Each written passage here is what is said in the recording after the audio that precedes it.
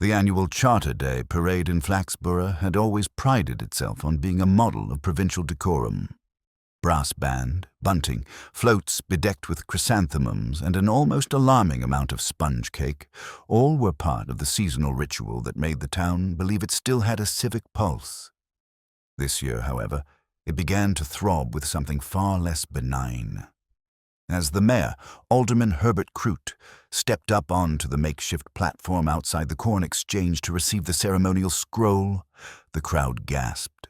It was not at the scroll, nor at the mayor's beaming expression, but at the sudden flutter of paper that burst from beneath the gilt ribbon. Pages, sheets of foolscap, in fact, spiraled through the air like startled pigeons. A gust carried them across the cobbles, revealing handwriting, dark, bold, and oddly familiar to some who squinted quickly enough. By the time a small boy darted forward to snatch one, the scene had slipped irreparably from celebration into scandal.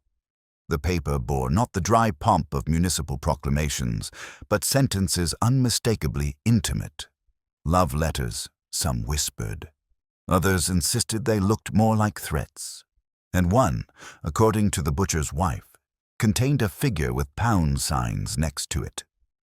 The mayor had flushed crimson beneath his tricorn hat. Sergeant Love, who had been assigned crowd control, rushed to gather loose sheets before half the town could get their hands on them. Alderman Croot made a fumbling attempt at dignity, thrusting the scroll high and forcing a brittle laugh. But the damage was done. The annual pageant had begun with a civic striptease of secrets. From that moment, the town's air thickened with speculation. You ask me, it was his handwriting. I'd know that shaky loop on AY anywhere, declared Mrs. Latherby, the stationer, to a group clustered near her shop window. Handwriting? Nonsense. Those were typed. I saw the neatness. He must have borrowed the vicar's machine, muttered Mr. Jollop, the verger, whose squint gave him confidence in dubious details. Typed or written, it was no love letter. That was an account. Figures, plain as day. And figures mean fiddling, said a voice from the snug of the Golden Shovel. Figures, maybe, but not fiddling. More like donations, you know, them subscriptions to the new hospital wing. People'll twist generosity into scandal if it suits 'em, countered Councillor Fledge, red-faced and eager to dampen sparks. Nonsense, hissed Mrs. Crump from behind her umbrella. The mayor's been courting that lady from Market Street. My niece saw them, twice, together, evening walks. Don't tell me it's about hospitals in Flaxborough. Conjecture was more contagious than influenza. Within an hour, the streets hummed with contradictory certainties, each phrase sharpened for repetition. Inspector Purbright arrived as the last of the scattered papers were being hastily swept into a police satchel. His calm, almost benevolent gaze moved from the mayor's rattled expression to the crowd's eager faces. He did not intervene immediately. Instead, he let the noise of gossip wash over him like background music. It was often the dissonant note, not the melody, that mattered. A scrap of paper, unnoticed by the frantic sweep-up, lay against a wheel of the flower-festooned float depicting Flaxborough through the ages. Purbright bent with unhurried precision and plucked it free. The writing was blurred, smeared by a puddle, but one phrase remained distinct. Tonight at 9, by the bridge. Do not fail me. He folded it carefully, slipping it into his notebook. Then, straightening, he regarded the mayor, who was attempting to smile for the photographer while perspiration gleamed under his hat. Sergeant Love hurried up, clutching the bulging satchel. Inspector, we've salvaged most of them. Though a few, well, the crowd were quicker than us. Yes, said Purbright mildly. The crowd usually is. Rather like magpies with shiny things, only here the shine is in the scandal. His eyes twinkled faintly, and scandal is much easier to pocket. Love glanced at the mayor, then back at Purbright. Do you think they're genuine, sir? Or some sort of prank? Purbright's reply came softly, as if he were addressing not only his sergeant, but anyone with ears in the crowd. Genuine or false, Sergeant? The effect is the same. It is not the paper that matters, but the hands it passed through. The phrase carried in the late afternoon air, picked up by the murmurs around. Already, townsfolk leaned toward each other with renewed interest. Purbright's calm words had converted fragments of gossip into an inkling of drama. Then came the moment that snared the attention more tightly still. A councillor, red-faced Fledge again, strode up to the mayor and whispered urgently. The mayor shook his head with vehemence, gesturing toward the town hall. Their exchange ended with the councillor's face drained of bluster, replaced with something closer to fear. Purbright's gaze followed the gesture. On the steps of the town hall, a woman stood quite still, watching. She was dressed plainly, but with a posture too rigid for casual curiosity.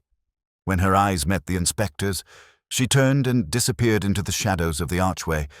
Purbright's brows lifted a fraction. "Huh," he murmured, almost conversationally. "That is an unexpected complication." Love frowned. "Who was that, sir?" "That," Purbright said, "is not a question we can answer yet. But one we must before this scroll unrolls further." The crowd continued its babble. The mayor's voice, trying to resume the ceremony, sounded brittle, like china about to crack.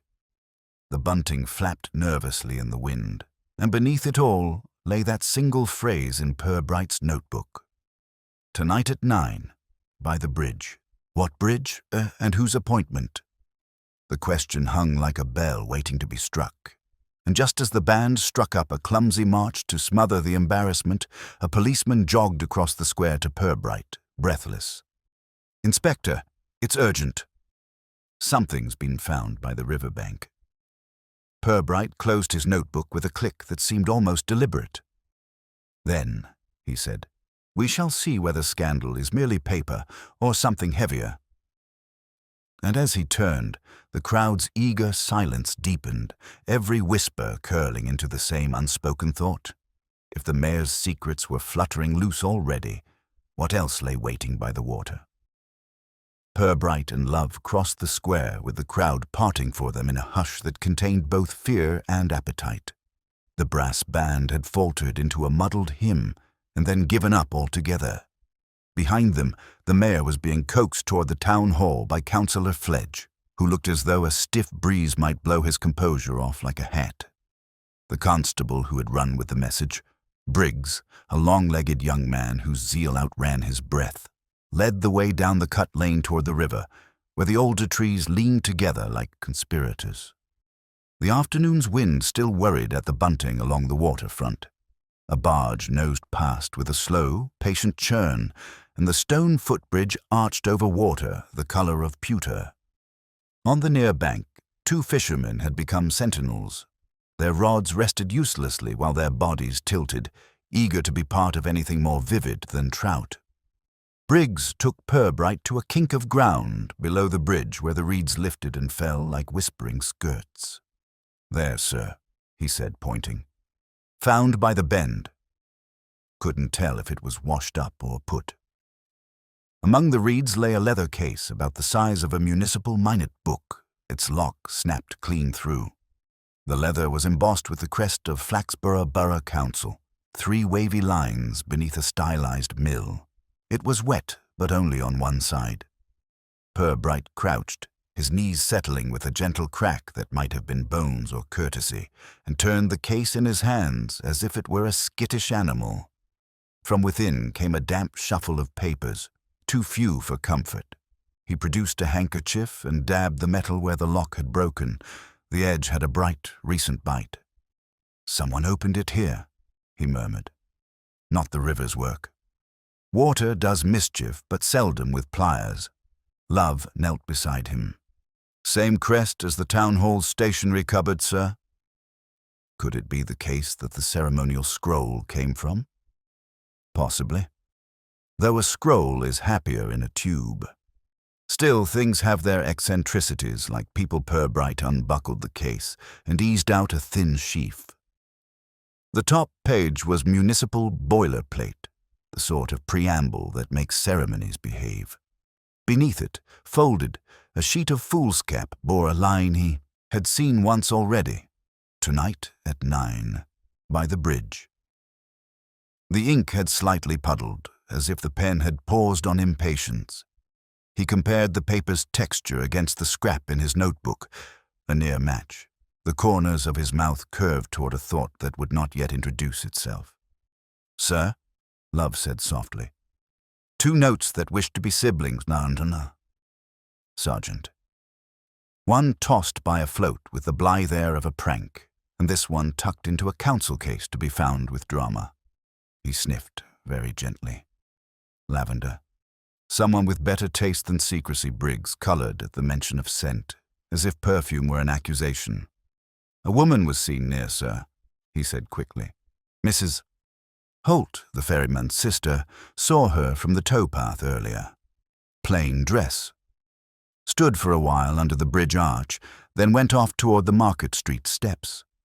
Purbright did not look at Love, yet Love knew he was thinking of the rigid woman on the town hall steps. "Did Mrs. Holt say whether the woman carried anything?" "A parcel, sir." Brown paper, string. Purbright let the case rest upon his knee.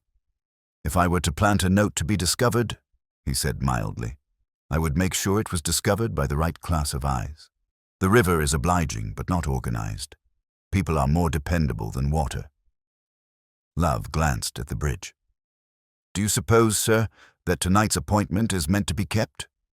"Oh, I hope so," Purbright said, and for a moment he sounded almost cheerful. "Appointments are the skeleton of truth. They give secrets a time and place where they can scarcely help knocking." He stood, slid the case and pages into Briggs's hands, and gave instructions with the courtesy of a man ordering tea. The case was to go to the station. The riverside was to be walked with more attention than fuss. Any passer-by with a memory was to be invited to share it without the smallest hint of reward, which would only turn honesty theatrical. As Briggs trotted off, Purbright and Love began a slow, thoughtful circuit beneath the bridge. The stone was slick with a fur of moss, the shadows cool. Nearby, in a hollow of mud, two shoe impressions were crisp enough to hold an argument. A slim heel with a neat, square bite, and beside it, the wider, flatter mark of a sensible sole. The heel had slipped slightly. The toe pointed toward the Market Street steps. "Two people," Love observed. "Perhaps," Purbright said, "or one person twice." The spectrum of caution is wide. His gaze traveled to a clump of reeds bent differently from their neighbors. He parted them with a fingertip. A small object winked up at him. Not jewelry, but something more provincial and therefore more intimate. A hatpin with a blunt black head. He held it up, and the river dullened its shine obligingly. "Modesty travels with ingenuity," he murmured. "If only virtue did the same." Love allowed himself a grin. "Shall I canvass the milliners, sir?" "Milliners?" Purbright repeated, tasting the word as if it were a reassuring sweet. "Yes, and ask Mrs. Latherby at the stationer's whether any foolscap of this particular weight and finish has been sold in multiples lately. She may remember the hands and the change." They returned to the square by way of the lane, where the town was pretending not to wait. Councillor Fledge intercepted them in a sideways rush. "Inspector," he hissed, "this circus has to end. The mayor's wife is faint. The mayor himself is, well, he is as one would be, and this nonsense about letters must be stopped at once." "Nonsense," Purbright said amiably. "How I should like a municipal bylaw against it." "Alas, we have only decency, and that is voluntary." He looked toward the town hall doors. "Is the town clerk within?" "Bream." "Yes, thick with worry and minutes. He says the ceremonial things were prepared by his assistant, a girl called Viner. Quiet, efficient, keeps the files in rows that frighten me." Love glanced sidelong at Purbright. The name had rung like a spoon on a glass. The woman on the steps had not looked like a girl, but then men who called women girls were not reliable witnesses to female ages. Inside, the cool of the corridor gathered the smell of paper and polish into something that felt like secrecy's natural habitat. Mr. Bream awaited them in an office that resembled a confession made of oak. He was pale, the sort of pale that seemed to suspect it had offended someone important and could not remember how. "Inspector," he said, as if the word itself might save the borough. "A regrettable mix-up? A prank? You know how youths are with practical jokes." "I do," Purbright said. "Youth is an alibi with a future, Mr. Bream." "Tell me how the scroll was assembled." Bream fussed through the account. The parchment ordered through Latherby's, the calligraphy done by a retired teacher with a fondness for flourishes, the ribbon selected from a drawer that held a small rainbow. The final assembly carried out early this morning by Miss Viner because the mayor liked to see the thing before noon. "She keeps everything immaculate," Bream said, and the word immaculate sounded like a petition. "I cannot imagine how those vile papers got in. Miss Viner abhors untidiness. Where is she now?" "At lunch, perhaps." She went out shortly before the parade began. She said she had an errand. Purbright smiled with a politeness that turned inward upon itself. "Then we must not keep errands waiting." He thanked Bream, who looked as though thanks were either an absolution or an invoice. Outside in the corridor, Purbright paused to read the day's duty rota pinned with a brass tack. Beneath the list of small civic tasks, keys to be collected, flowers to be ordered, a plumber to be summoned for the council lavatory, someone had penciled a private reminder in a neat hand. Bridge, 9. He drew, a fingertip over the graphite, as if it might smudge into confession. "If Miss Viner meets anyone tonight," Love said, "you'll want a vantage." "Several," Purbright said. "A bridge divides and connects. It offers everyone the illusion of choice." He turned toward the door with the air of a man who had not hurried in years and had therefore learned to arrive on time. Outside, the town's hum had lowered to the sustained note that precedes a bell. The river, hearing its appointment named, went on doing what rivers do, carrying, remembering nothing, returning everything. They took the shortest way to Latherby's, a bell-jingling shop where paper was sold with a gravity that suggested letters could still hold back floods. Mrs. Latherby received them with the chastened briskness of one whose stock had already been named in a scandal and wished to show it blameless.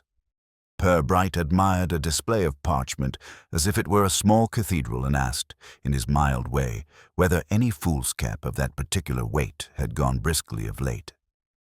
"2 choirs on Thursday," she said at once, pleased to be useful.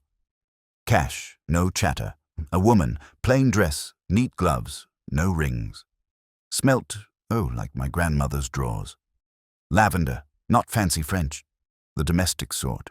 She asked for carbon paper as well, thin blue sheets. I told her we had only a few left.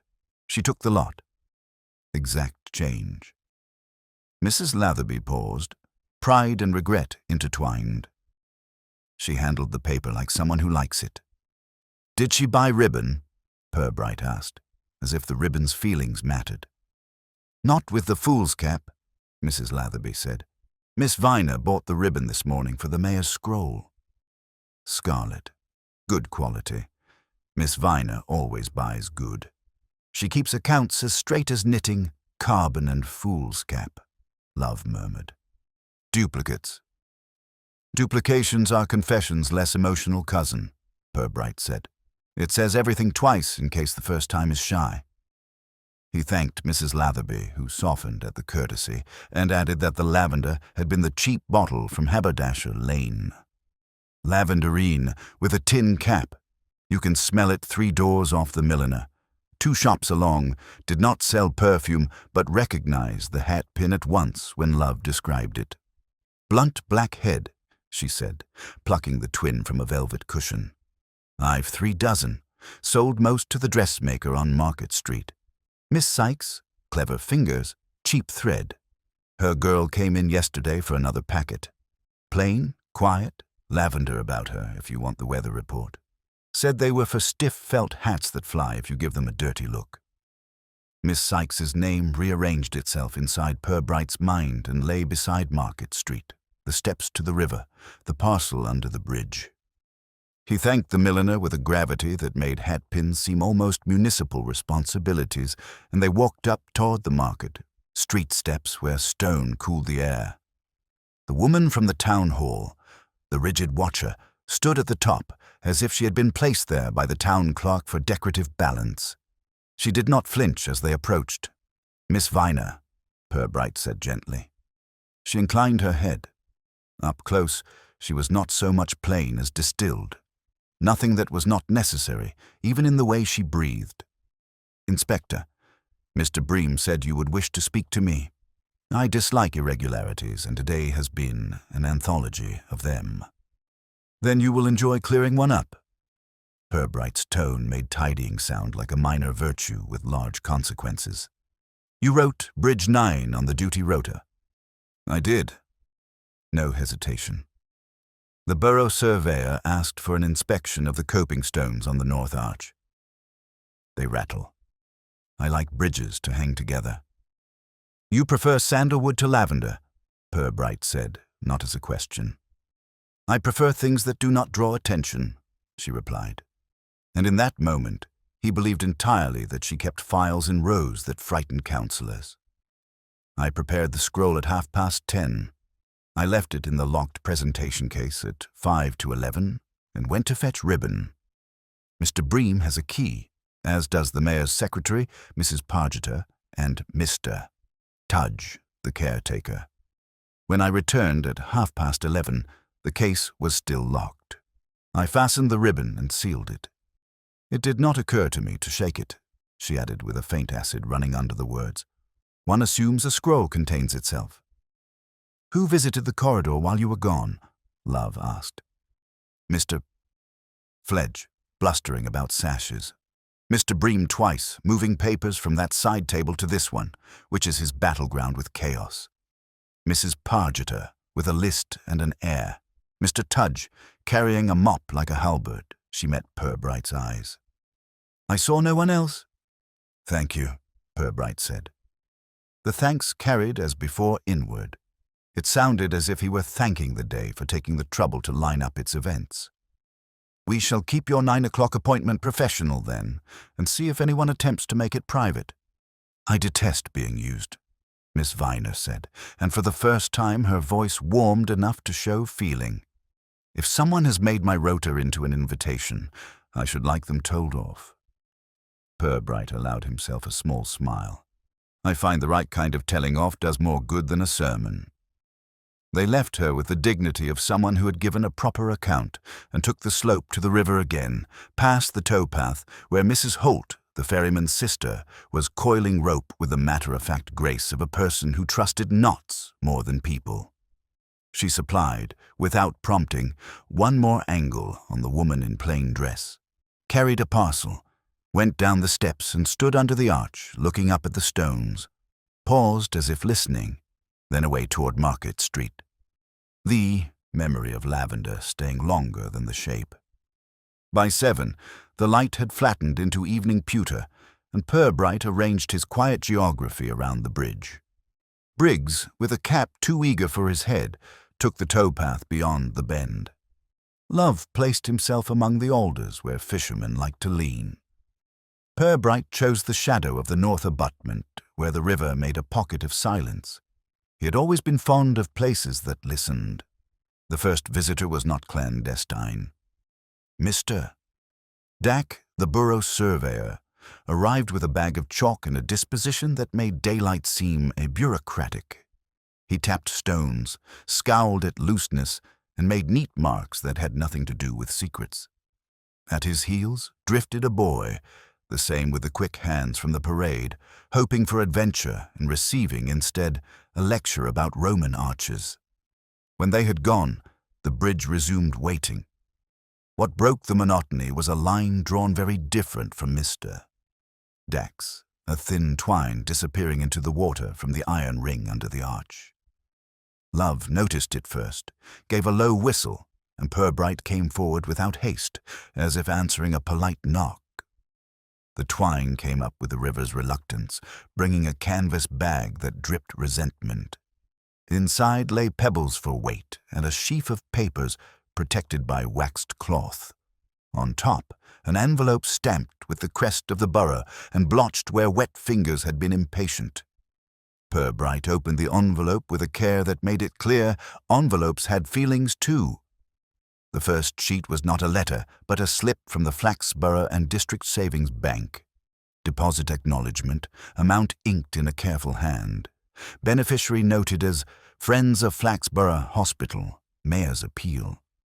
Beneath the amount sat a signature that startled by its tidiness, B. Bream.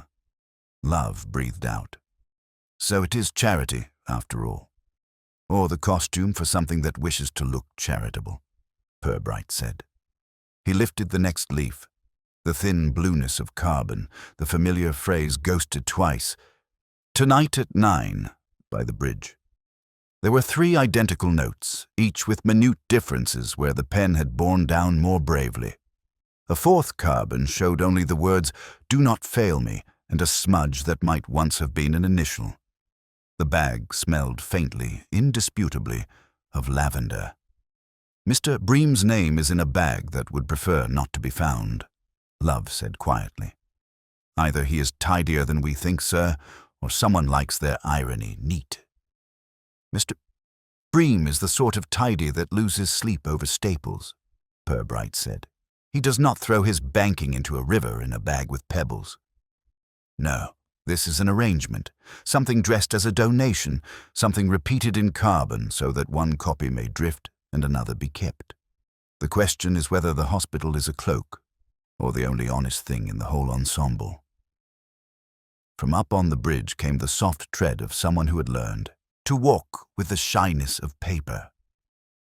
A figure paused at the crown, looked down into darkness, and moved on with a briskness that tried too hard. Love squinted, and Purbright touched his arm, a quiet permission that meant not yet. 9 o'clock had been written as an appointment. It now sounded more like a summons. The river took back its reflections, small ripples erasing the history they had just pulled from it. Purbright slipped the carbon copies into his notebook, not for custody, but to keep company with the first scrap he had found. The smell of lavender hung around the arch like an old-fashioned regret. The carbon sheets and the faint lavender clung to Purbright's pocket like stubborn ghosts as he and Love made their way back toward the town centre.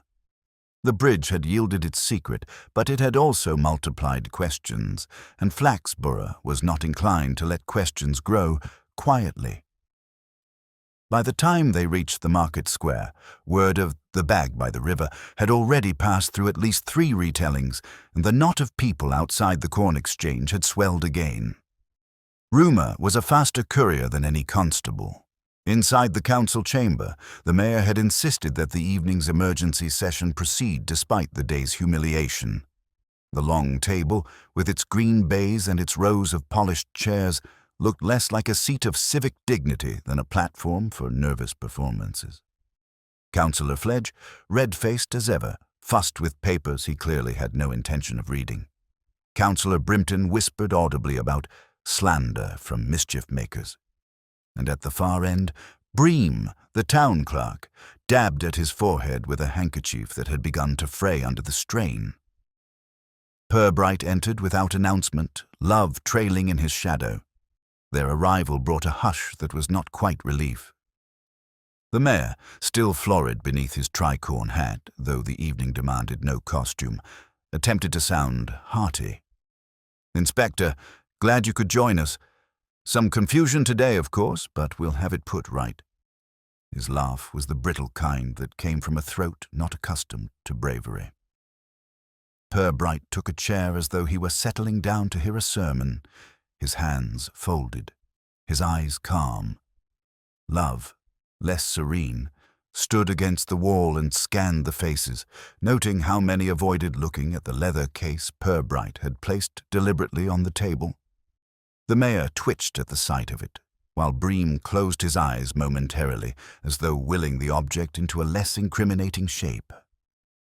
"Perhaps," Purbright said, his voice no louder than politeness required, "we might ask who here is most concerned about bridges." The question was absurd enough to provoke an uneasy laugh. Yet it settled quickly when Purbright drew from the case a single damp sheet and laid it flat on the baize. The familiar phrase, "Tonight at 9 by the bridge," looked back at the council like a witness with an inconvenient memory. Councillor Fledge surged to his feet. "This is outrageous. Someone's playing tricks with municipal property, Inspector. To bring such scraps in here is, well, it's improper." "It is very improper," Purbright agreed, which silenced Fledge more effectively than contradiction would have. "The question is, improper to whom?" The chamber held its breath. Councillor Brimpton leaned forward, peering at the sheet as if it might reveal the culprit by reflection. The mayor cleared his throat and muttered something about forgeries. Only Bream, pale but watchful, spoke clearly. "Those notes could not have come from my office, Inspector. My staff are devoted to order. Miss Viner is meticulous, and I myself—" He stopped, because Purbright had raised one hand in the gentlest of interruptions. "Mr. Bream, I have not suggested their origin yet. You are ahead of me. I should hate to deny you the pleasure of my company." A ripple of unease traveled around the table. The mayor attempted another laugh, but this one snapped into a cough. At that moment, the door opened, and Miss Viner herself entered with the poise of someone delivering figures, not explanations. She carried a bundle of files and placed them in front of Bream, her gaze steady, her hands steady, everything about her composed. But a faint scent of lavender drifted across the chamber, and half the councillors stiffened at once. Fledge could not contain himself. "There.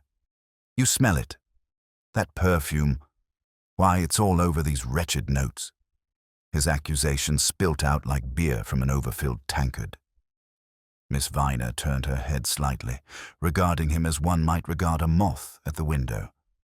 "Lavender water, councillor. Quite common.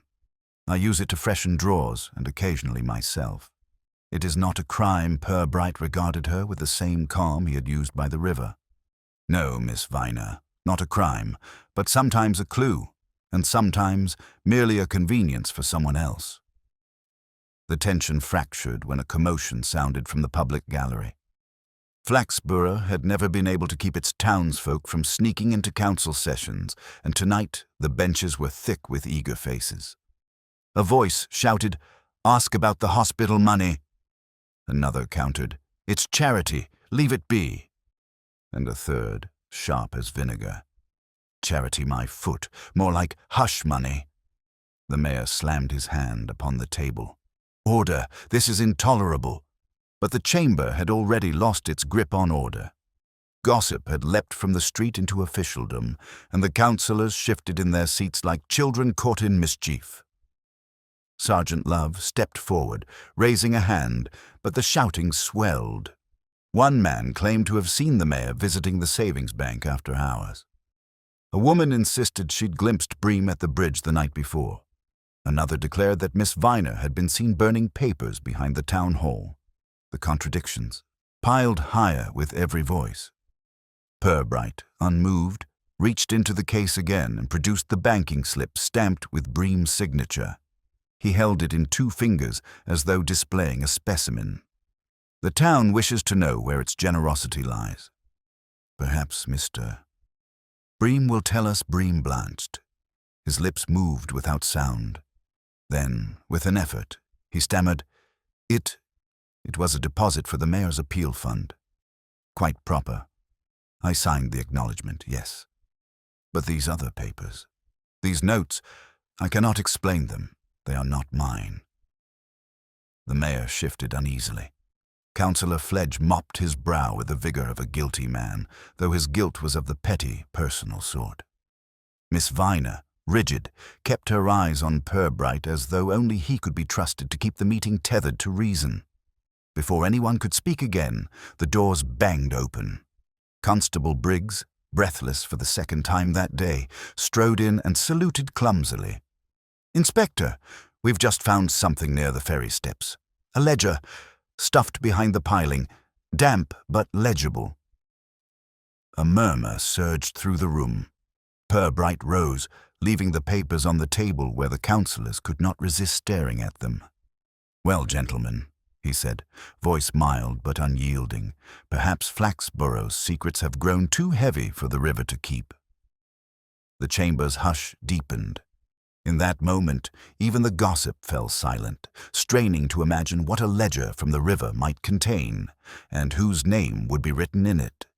The council chamber dispersed like a shaken ant-hill, councillors muttering excuses, the mayor grumbling about indignities, and the townsfolk in the gallery spilling onto the square with the relish of people who had been fed a half-course of scandal and were promised the rest.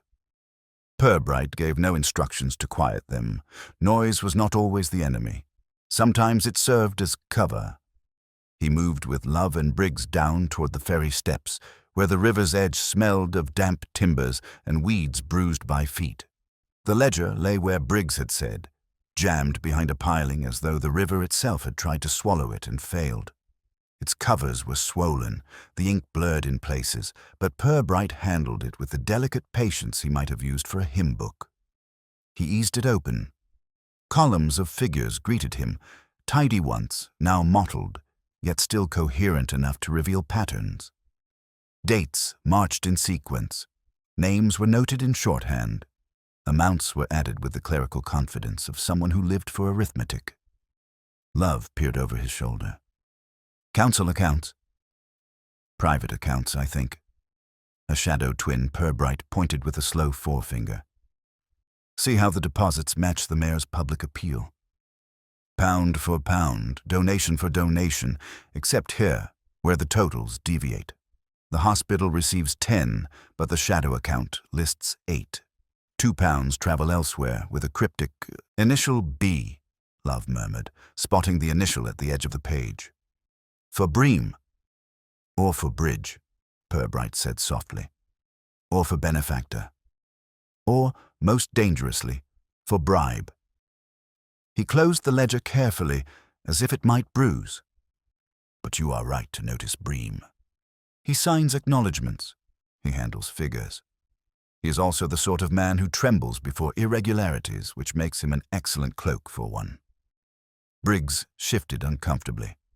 "If this gets out, sir, the mayor'll hang." Purbright's eyes twinkled, though his voice was steady. "Mayors do not hang, Briggs.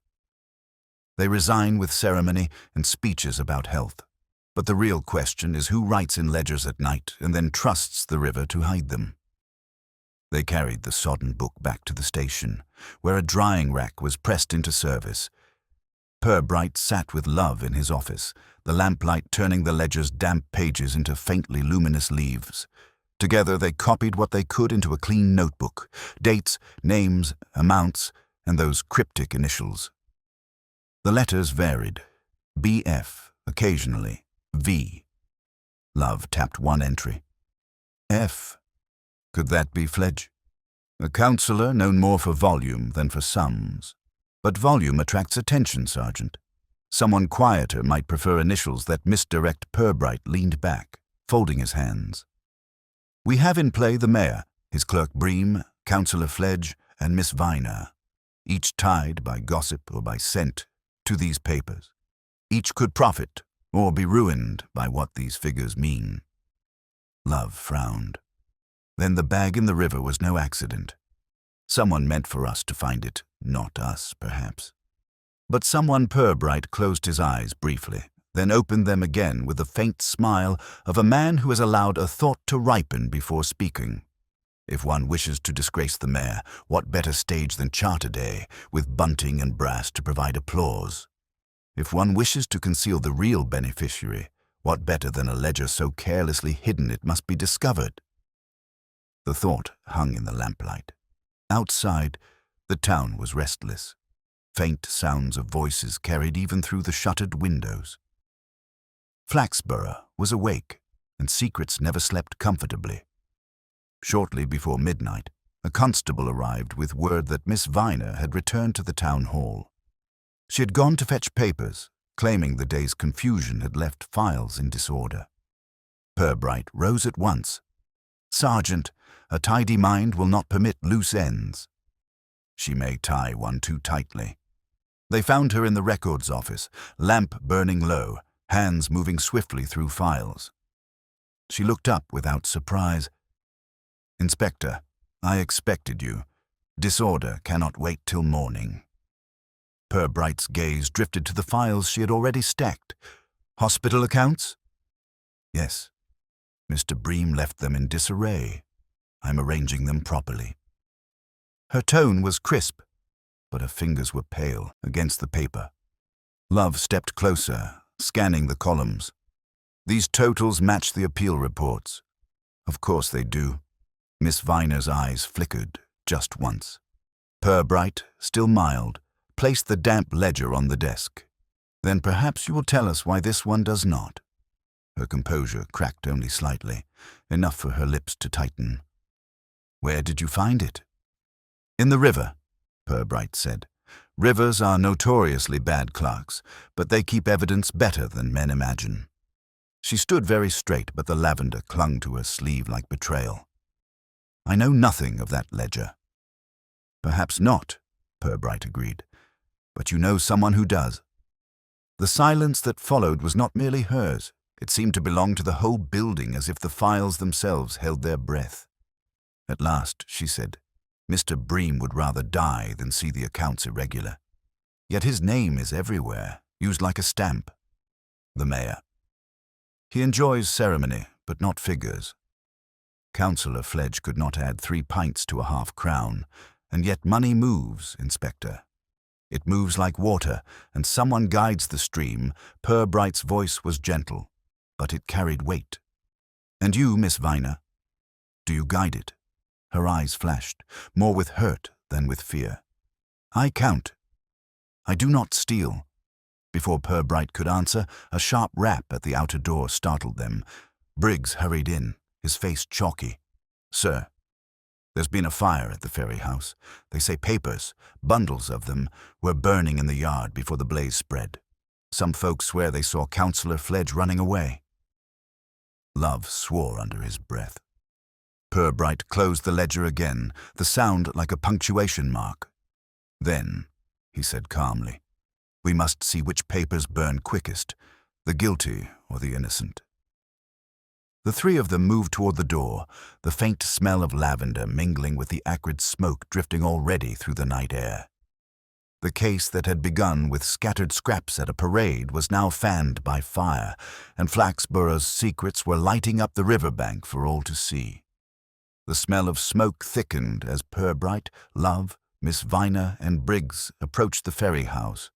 Its timbers glowed in the night, sparks crackling skyward, while a bucket line of villagers stumbled between river and yard. Shadows swayed against the firelight, and above it all, the clatter of frightened voices carried. Purbright stopped short of the blaze, taking in the scene with his calm that looked like inaction, but was nothing of the sort. A constable hurried up, face streaked with soot. "We caught it before the house went entirely, sir." But the shed, gone. Piles of paper in there, burning fiercely before the beams caught. Looked deliberate. Love squinted toward the smoldering wreckage. "That'll be the bundles they mentioned. Hospital papers, or copies of them." Purbright's eyes traveled across the faces in the crowd, lingering where fear looked less like shock and more like calculation. Councillor Fledge was indeed present, his brows shining with sweat that might have been effort or guilt. He was bellowing at the bucket line as if volume could put out a fire. The mayor stood further back, wringing his hat. Bream hovered near him, wringing his hands. It was not hands alone that wrung tonight. The whole town twisted under heat. Miss Viner's composure did not falter, but her voice was sharp. "Those files should have been in the town hall, not by a ferry house." "Which suggests," Purbright said mildly, "someone thought them safer here until safety grew inconvenient." He motioned to Briggs. Fetch what character remains when it cools. Even ash has stories. The flames subsided into embers with reluctant sighs. From the wreckage, they pulled warped metal clasps, scorched folders, fragments of pages half legible before crumbling at touch. Love examined one with care. Column headings, contributions, amounts. Looks like the same handwriting as the ledger. Not the clerk's neat script. Broader strokes, heavier. Purbright glanced at him. So our phantom bookkeeper is not Miss Viner nor Bream. Someone more accustomed to signing checks than keeping accounts. Someone who thinks numbers should behave but doesn't charm them into rows. The crowd was restless, muttering with the rhythm of waves. Some pointed openly at Fledge, others at the mayor, still others whispered about Bream. Gossip flickered quicker than the embers. At last, the mayor puffed up his chest and declared, "Inspector, this outrage must be prosecuted. Whoever set this fire has attacked not just property but the borough's honor." Purbright regarded him with polite gravity. "Honor is resilient, Mr. Mayor. It usually survives. The paper is more fragile. Perhaps you will tell me why papers so like your hospital subscriptions should find themselves stacked in a ferry shed?" The mayor blustered, appealing to Bream, who wiped his forehead and murmured that he had no knowledge of such storage. Fledge, however, exploded. "If you're looking at me, it's false. I've been in the council chamber all evening. Ask anyone. Ask Councillor Brimpton. He saw me. These stories about me at the ferry house are lies spread by enemies." His voice cracked with the strain of volume. Purbright let the words roll by like so much smoke. He bent instead to a small scrap rescued from the ash. On it, faint but unmistakable, was a single line. By arrangement with F. The rest had burned away. He folded it into his notebook. Later, when the crowd dispersed and the embers glowed sullenly, Purbright and Love walked the riverbank in silence. The moon silvered the water, and their shadows stretched long across the grass. At last, Love asked, "Do you believe Fledge, sir?" "I believe everyone, Sergeant," Purbright said softly. "Just not all at once." He stopped, gazing at the bridge arch where earlier they had pulled the bag from the water. "The papers burn. The ledger drips, but both tell the same story. Money meant for health travels instead into the shadows. Whoever steers it knows figures only well enough to disguise them, and knows fear well enough to scatter copies like bait." Love frowned. "So, what was tonight's fire for? To erase evidence or to make more spectacle?" "Perhaps both," Purbright replied. "A tidy thief destroys, a cunning one displays. We must discover which kind we have." A splash interrupted them. From beneath the arch, ripples spread. They hurried forward, and by the light of Briggs's lantern saw only widening circles. Then a small object bobbed into view. A tin vial, corked, scorched around the rim. Purbright retrieved it delicately. The cork came free with a faint hiss of char. Inside lay a twist of damp paper, miraculously spared. Unrolling it, he revealed a list of names, contributors, familiar townsfolk, and beside each, figures that did not match the public records. The margins bore two initials, alternating like a duet. B and F. Love exhaled sharply. "Bream and Fledge." "Or so someone would have us read," Purbright said. He rolled the paper again, slipped it back into the vial. Too convenient, too theatrical. Almost as though someone wished us to stage a trial before we've asked the right question. "What question, sir?" "Whose money is missing?" Purbright answered. "Not whose initials appear. Initials are masks. Pounds are harder to disguise. We must follow the pounds they return to the station, carrying the vial and its damning list." Outside, the town still buzzed with half-suppressed excitement, as if every cottage wall had ears pressed to it. Inside, under lamplight, Purbright spread the salvaged sheet beside the damp ledger. The numbers began to whisper to each other across the table. Columns leaned toward columns, totals corrected themselves with the inevitability of confession. And there, In the small discrepancy between what was given and what was declared lay the shape of a scheme. Love stared at it, then looked up. "Sir, this is bigger than one councillor's pocket."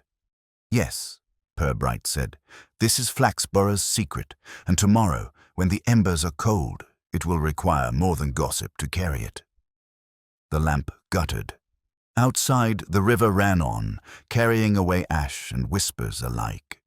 But Purbright's calm gaze stayed on the figures, as though he could already see the hand that had written them and the motive that had chosen fire as its witness. By morning, the ferry house was reduced to a blackened frame, its timbers steaming faintly as though the river mist had chosen to comfort the ruins.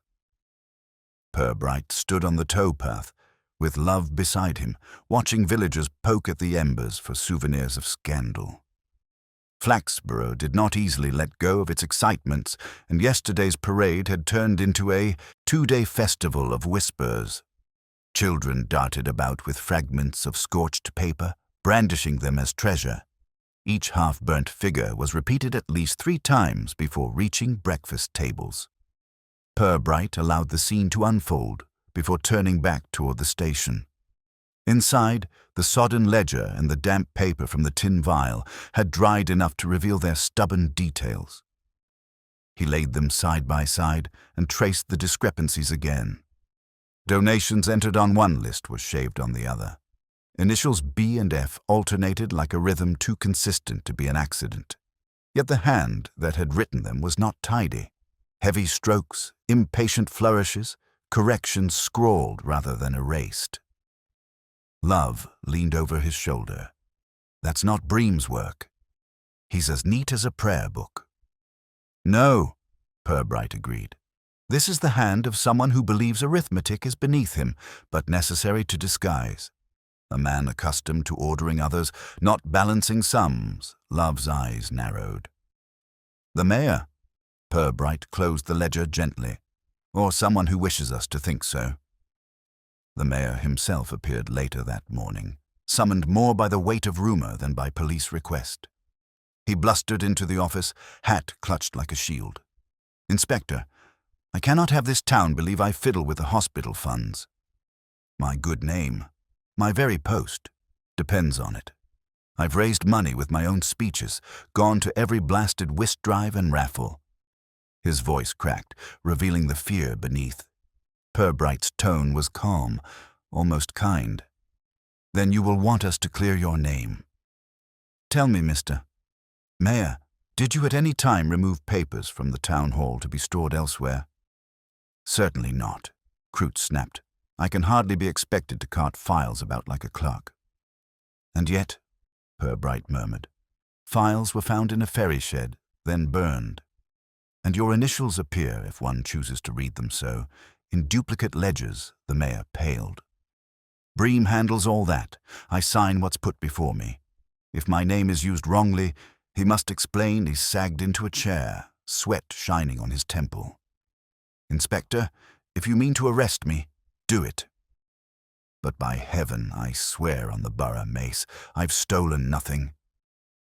Purbright studied him, noting the tremor of the hands, the genuine desperation. He believed the man's vanity, his carelessness, but not his cunning. Croot was a man who basked in applause, not one who built secret ledgers. After the mayor had been soothed out with vague promises of fairness, Purbright turned again to Love. "He is a man who might blunder into scandal, but he has not the stealth for it. The initials may point at him, but the hand does not." Love rubbed his chin. "Then Fledge. He's loud, yes, but maybe to cover himself." "Perhaps," Purbright said, "though I suspect Councillor Fledge covers nothing but his own lack of imagination." He paused, eyes thoughtful. "There is another possibility. The initials are rotated like masks, one day B, one day F. As though someone plays with letters to see which will sting most." That evening, Purbright paid another visit to Miss Viner. She met him in the town hall records office, where she was once more aligning files into rigid rows. The faint lavender clung to her presence. "You have the town in ferment, Inspector," she said coolly. Women in the market refuse to take change without remarking on initials. Men at the pub insist they saw councillors by the river at all hours. If this continues, we shall have no government left, only a chorus. Purbright's gaze rested on her neat hands, her steady eyes. Better a chorus than a silence that covers theft. He laid the dried ledger open before her. "You know figures. Tell me what you see." She examined the columns with the precision of a surgeon. Rounded numbers, careless additions. Whoever wrote this lacked patience. And note, the initials are not consistent. The strokes differ. The F here slants right, the F here is nearly upright. Two hands, or one hand mocking itself, exactly. Purbright's tone warmed a fraction, which means the ledger is less a record than a performance. Someone wished it found to disgrace more than to account. Miss Viner looked up sharply. "Then the fire was the encore," Purbright finished softly. "Evidence destroyed publicly, so the town would chatter itself into a verdict." Love shifted uneasily. But who benefits from turning councillors against one another? If not money, then what? Miss Viner hesitated, then spoke in a voice low but firm. "Control, Sergeant. If the mayor totters, if the clerk is distrusted, if councillors tear at each other, someone else steps forward to steady the borough. There are always ambitions waiting." Purbright studied her face, but her composure was complete again, her gaze steady. He inclined his head politely. "Then we must discover whose ambition smells faintly of lavender." That night, as church bells tolled the hour, Purbright walked once more to the bridge. He stood under the arch, listening to the river's quiet sermon. His notebook now held scraps from a parade, ash from a fire, and names blurred but legible from a tin vial. He turned the pages slowly, as though waiting for them to arrange themselves into confession. Overhead, footsteps crossed the bridge, light, purposeful, not furtive. Someone paused, leaned over the parapet, then withdrew. Purbright's eyes lifted toward the shadow moving away. He did not follow. He merely noted the gait, the poise, the faint suggestion of authority in the stride. Whoever it was, they were not frightened, and that, more than initials or ash, was the clue that mattered. The following morning arrived dull and damp, the kind of sky that pressed its weight on rooftops and made chimneys sigh. Purbright took his tea in the station office, glancing at the ledger once more while Love reported on overnight gossip. It had multiplied, as he expected. Some insisted the mayor was ready to flee town. Others swore Councillor Fledge had been seen sneaking into the bank. A few, bolder or more inventive, whispered that Miss Viner herself had engineered the scandal, tired of her superior's bungling. Purbright listened without interruption, stirring his tea with unhurried patience.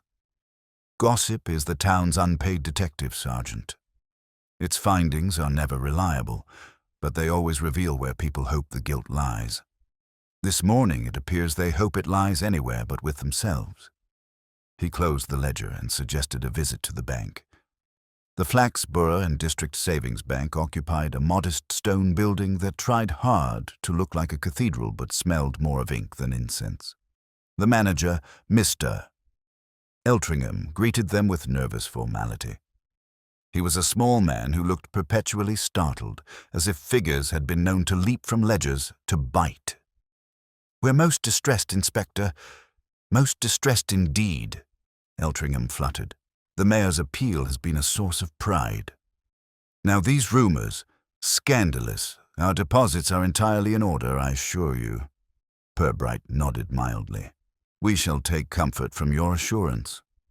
But perhaps you would indulge us with a glance at the hospital fund records." Eltringham hesitated, but the inspector's calm politeness had the force of inevitability. Soon papers were laid upon the manager's polished desk. Purbright examined them with the patience of a gardener inspecting soil. The entries were indeed in order. Deposits tallied, amounts neat, signatures crisp. Yet one thing stood out. The acknowledgements bore Bream's signature, but always accompanied by a counter-signature from Eltringham himself. "Would you confirm," Purbright asked gently, "that all deposits were made in person by the mayor or his agent?" "By the mayor, yes, or occasionally by Councillor Fledge. On one occasion, I believe Miss Viner brought sealed envelopes, but she carried them with the clerk's written authority." "Quite proper," Eltringham shifted in his seat. "Nothing irregular, I assure you." Purbright closed the folder. "Then the irregularity is not here. It is in what is copied elsewhere." They left the bank with more assurance than evidence. On the street, Love muttered, "If the accounts here are clean, the false ledgers must be meant for show, like you said. But to what end? Not profit. There's none missing, not really." "Not profit," Purbright agreed softly. "Power. The power of a whisper written down, of suspicion bound in covers, more dangerous than theft, because it cannot be disproved." That afternoon they returned to the town hall. The corridors smelled of polish and stale paper, the perfect climate for secrets. Purbright requested Bream's company, and the clerk appeared pale and damp, his spectacles fogged as though numbers had turned against him. "You have signed many acknowledgements, Mr. Bream," Purbright said kindly. "You must take pride in neatness. And yet your name wanders into ledgers that do not belong to you." Bream wrung his hands. "Inspector, I swear on every statute I've ever filed, I never kept a second book. If someone uses my name, why, it's forgery. Malicious forgery." Purbright regarded him gently, like a teacher coaxing a confession from a nervous child. "Then tell me, Mr. Bream, who has access to your hand? Who sees you sign? Who borrows your style? Who knows your meticulous habits?" The clerk faltered. His lips moved, his eyes flicked toward the door of the records office. At last he whispered, "Miss Viner. She files my copies. She prepares the blanks. She knows every loop of my letters."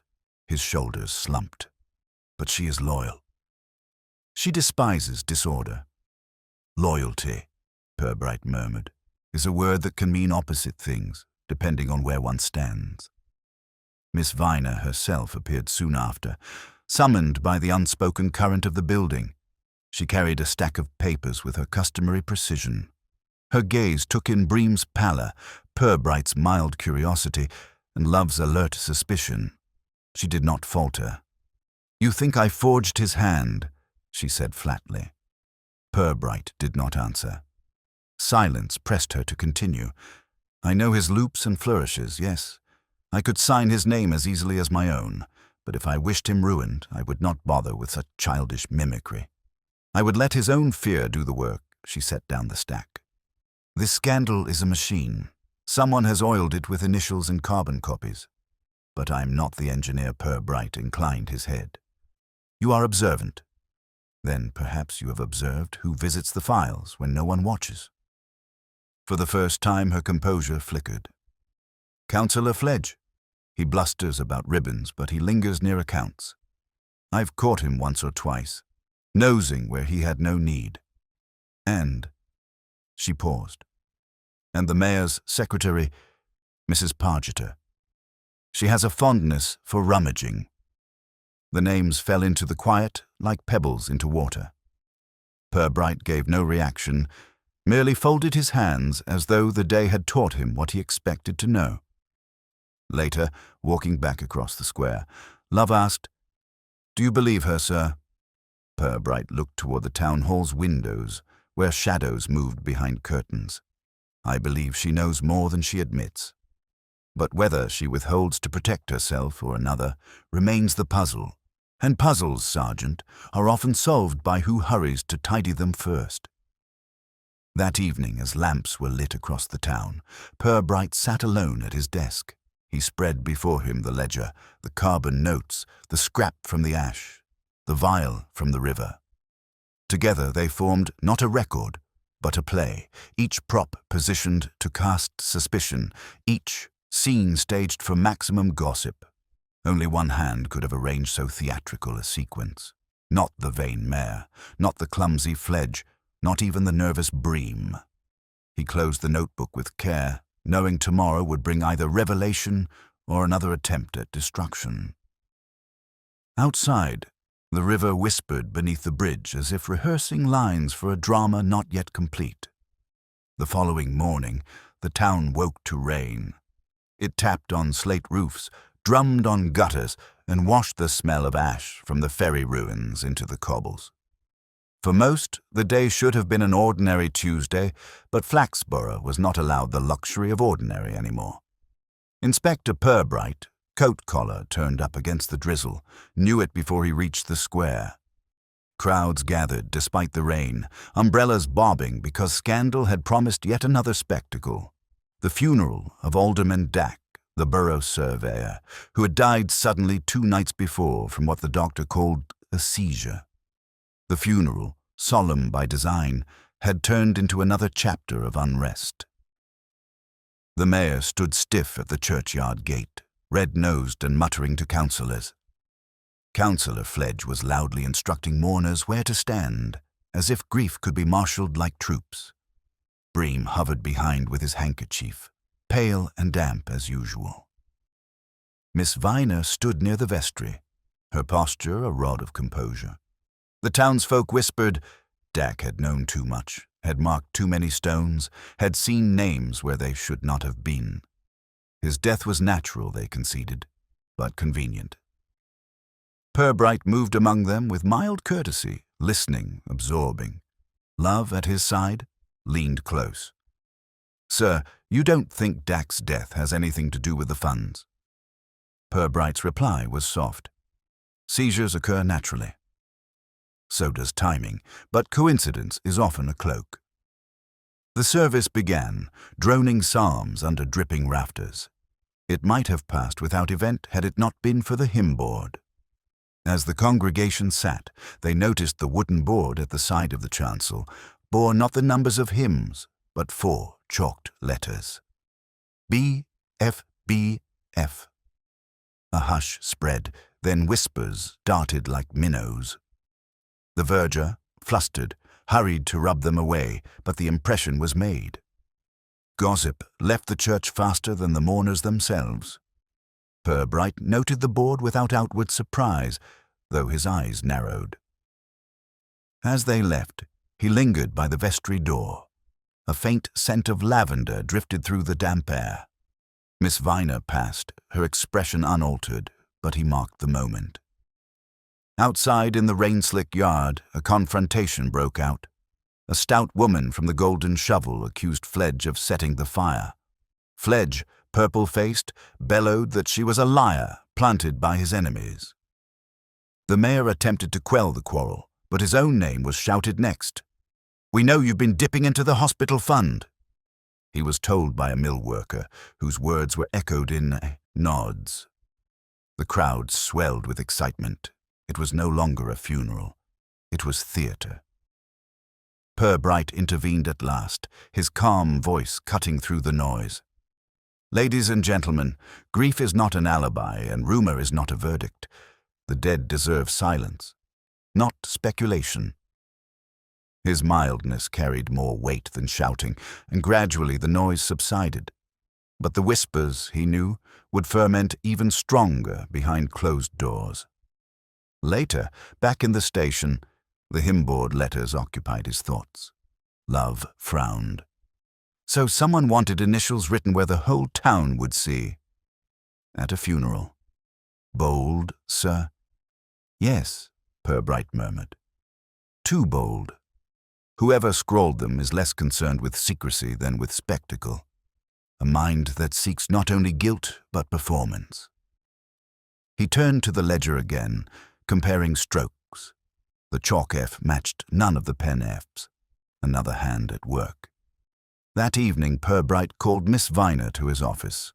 She arrived as precise as ever, though the faint lavender seemed stronger in the close room. He gestured to the hymn-board chalkings now noted in his notebook. You saw them, of course. I did, she said evenly. A cruel trick. The funeral was no place for mockery. Cruel or useful, Purbright replied. Such public reminders ensure the town keeps repeating the letters. B and F have become less people than incantations. Her eyes did not flicker. Do you accuse me of chalk, Inspector? I accuse no one, Purbright said gently. I observe only who is quick to arrange letters, who keeps ledgers in order, who knows the power of initials. Chalk is only another form of carbon. She held his gaze, steady and sharp. And yet, Inspector, I am still here, answering your questions, while others bluster or hide. Perhaps you should consider who benefits most if suspicion rests on quiet clerks instead of ambitious men. After she left, Love asked, Do you trust her, sir?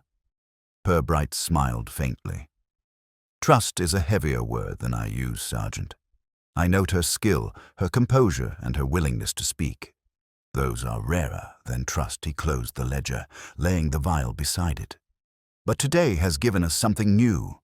The initials themselves have escaped the paper. They walk the town, chalked, whispered, repeated. Whoever our culprit is, they are less afraid of being caught than of being forgotten.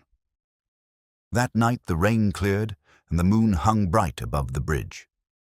Purbright, alone beneath the arch, listened again to the water's sermon. He thought of Dak's sudden death, of initials on hymn boards, of ledgers in rivers, of lavender clinging where it should not. The puzzle was tightening, threads drawing in. Somewhere among the initials, the ash and the chalk was a hand that enjoyed theatre more than money. By dawn, the scandal had turned from whispers into a roar. Market stalls opened to a chorus of speculation, and by midday the town square had the atmosphere of a fairground. Only the entertainment was the borough's disgrace.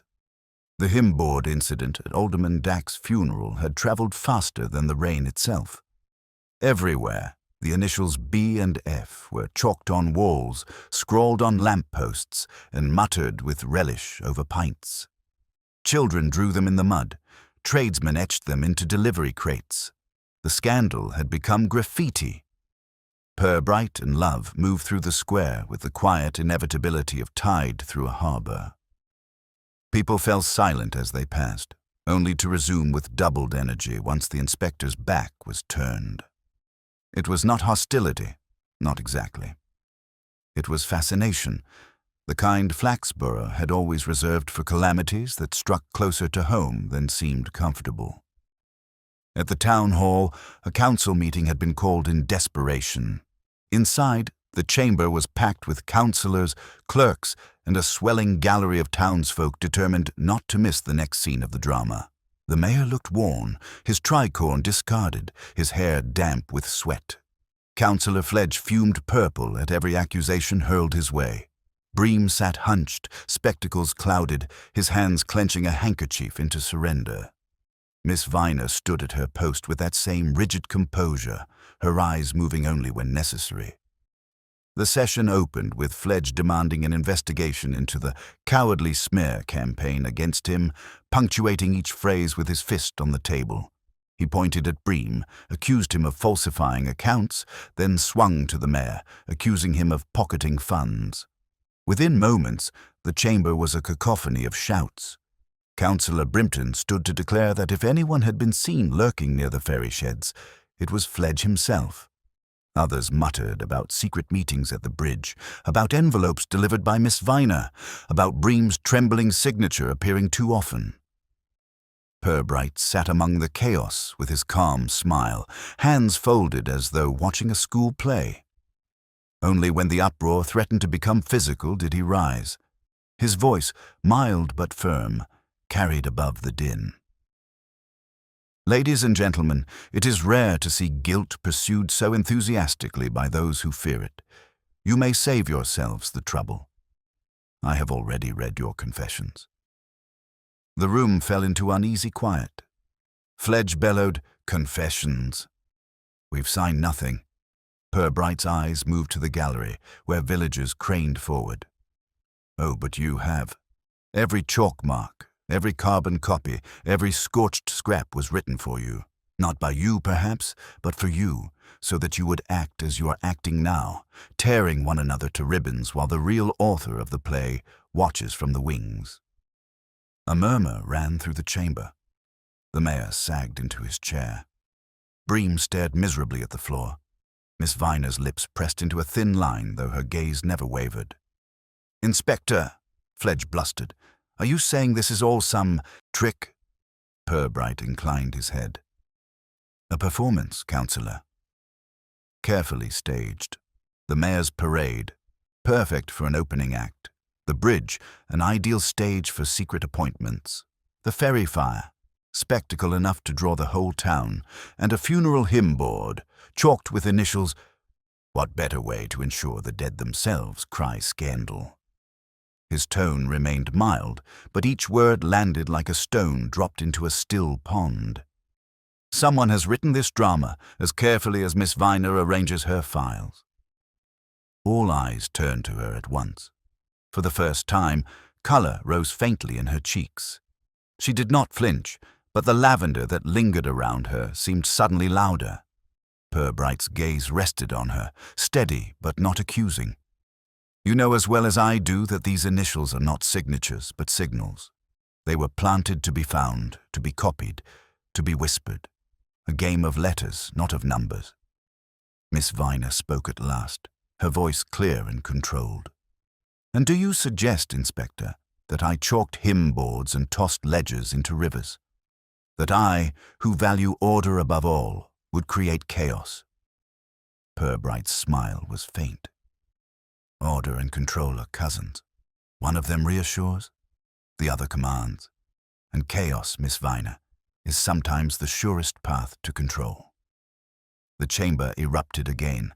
Councillors shouting accusations at her now, some defending her, others eager to seize the chance of deflection. Love stepped forward, calling for quiet. Bream rose trembling, protesting that she was loyal beyond reproach, that she had saved his office from collapse. The mayor, pale and sweating, muttered that she had always been too clever by half. Through it all, Miss Viner remained upright, her chin slightly raised, her eyes never leaving Purbright's.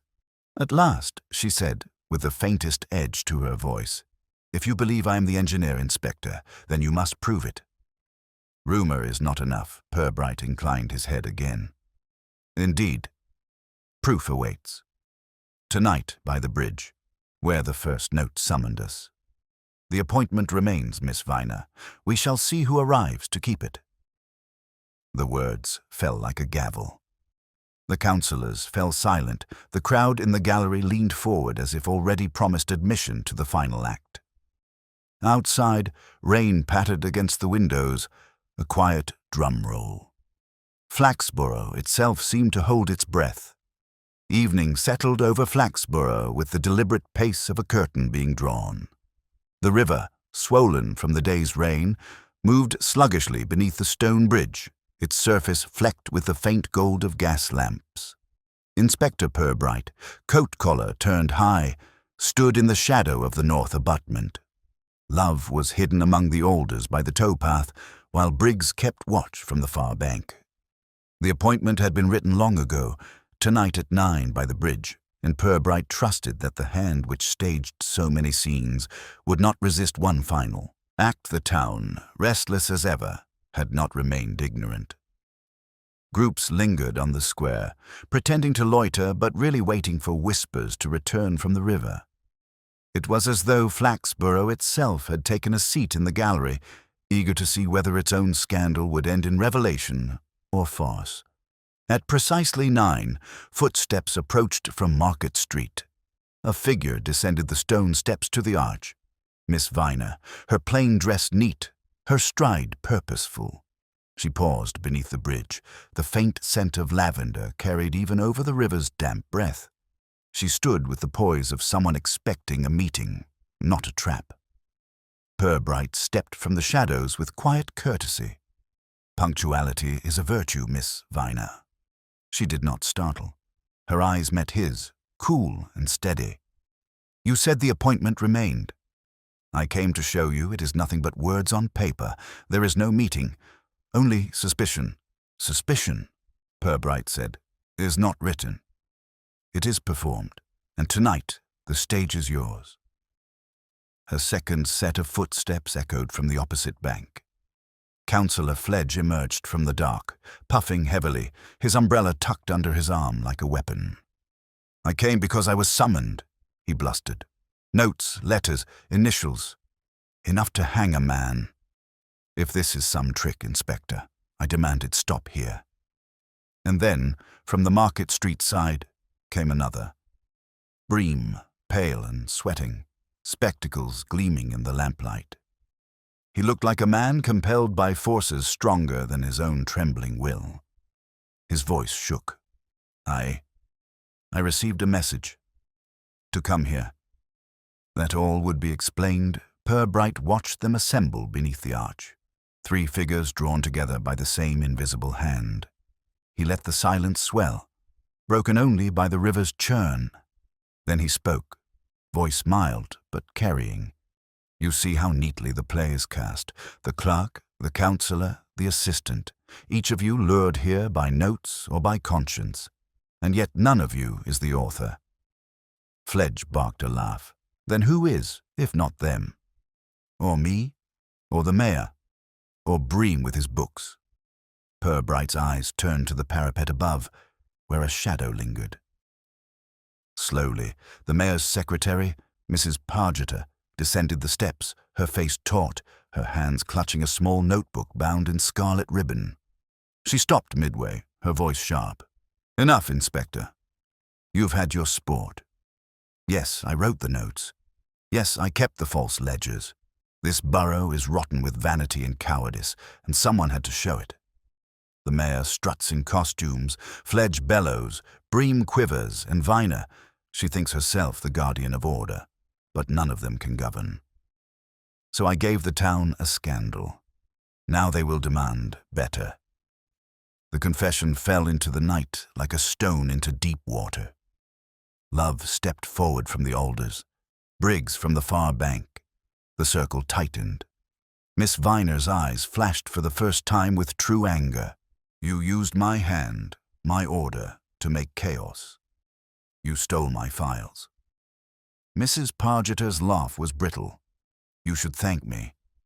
Without me, your neat files would mean nothing. I gave them life. I gave them theatre. Purbright regarded her with that same calm that had unnerved councillors and soothed gossip alike. Theatre?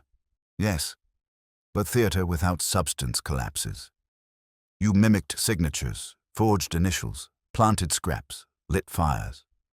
Not for money, though you skimmed pounds enough to pay for ink and ribbons, but for control. And control, Mrs. Pargeter, is the most dangerous theft of all. She gripped the scarlet notebook tighter. You cannot prove it. The notes are ash, the chalk washed away. The ledger spoiled, Purbright reached into his coat and produced the tin vial, the damp sheet preserved inside. But rivers are kinder witnesses than you think.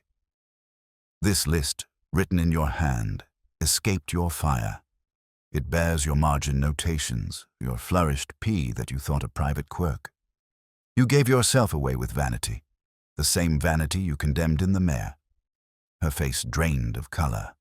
For a moment she seemed to sway, then she straightened. So what then? You dragged me before the council. Let them cheer. They deserve the chaos I gave them. Purbright's reply was almost tender. Perhaps. But justice is quieter than cheers. It will not need applause, love. And Briggs stepped forward, taking the scarlet notebook from her rigid grip. The mayor's secretary stood very still, her eyes still bright with defiance, even as the theatre closed. The next day, Flaxborough hummed with the news. The mayor remained in office, chastened but intact. Councillor Fledge returned to bluster, though less boldly. Bream shuffled through papers with renewed nervousness. Miss Viner resumed her precise order, now with the authority of vindication. And Mrs. Pargeter was led away under charge, her scarlet notebook sealed with the rest of the evidence. For the townsfolk, the scandal would linger like lavender in the air.